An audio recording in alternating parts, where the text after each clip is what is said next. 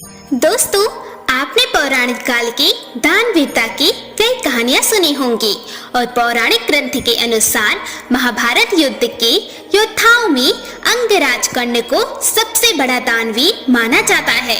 लेकिन आज हम कर्ण के समकालीन ही एक महान राजा मोरध्वज के दान के बारे में जानेंगे।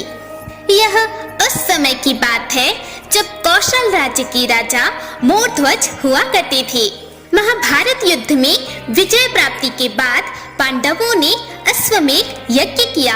अश्वमेध यज्ञ को सफल बनाने के लिए एक घोड़े को स्वतंत्र छोड़ दिया गया। इसी क्रम में जब वह अश्व कई राज्यों से होता हुआ कौशल राज्य पहुंचा तो उसे राजा मोरध्वज ने पकड़ लिया। ये खबर जब पांडव पुत्र अर्जुन के पास पहुंची तो वे क्रोधित हो उठे और कौशल राज्य पर चढ़ाई करने के लिए अपनी सेना को तैयार करने लगे।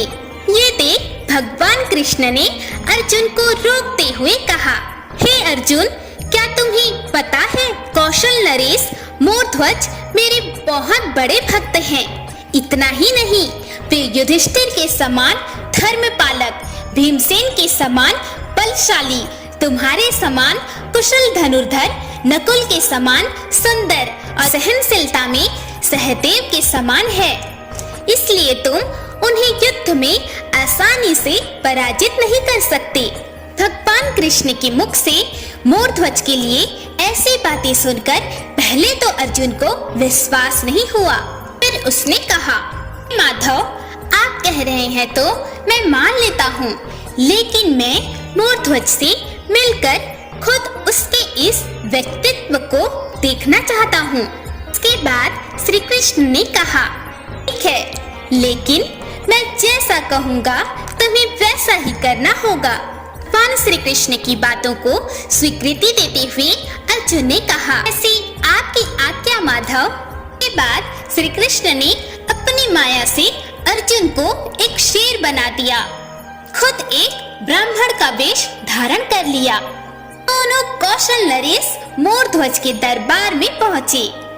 अपने दरबार में एक ब्राह्मण को देखकर राजा मोरध्वज जैसे ही उनके स्वागत के लिए आगे बढ़े, वैसे ही ब्राह्मण के वेश में श्री कृष्ण ने रोकते हुए जोर से कहा, राजन, मेरा ये शेर बहुत दिनों से भूखा है, इसे खाने के लिए मांस चाहिए। राजा मोरध्वज ने कहा, ब्राह्मण, आप क्रोधित ना हो, मैं अभी इसके लिए भेड़ बकरी की व्यवस्था करवाता हूँ।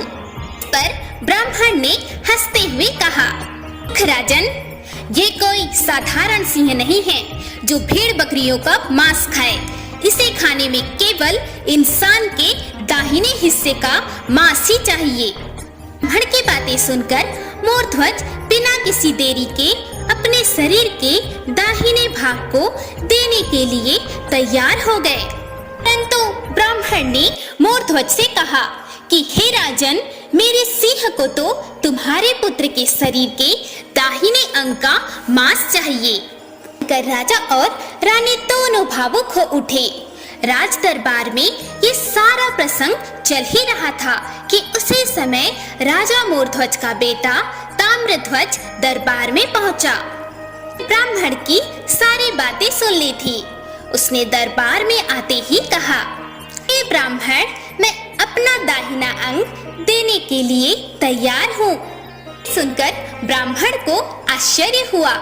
फिर ब्राह्मण ने एक और शर्त रखते हुए कहा, राजकुमार के दाहिने अंग को काटने के लिए राजा और रानी दोनों को मिलकर आरी चलानी होगी।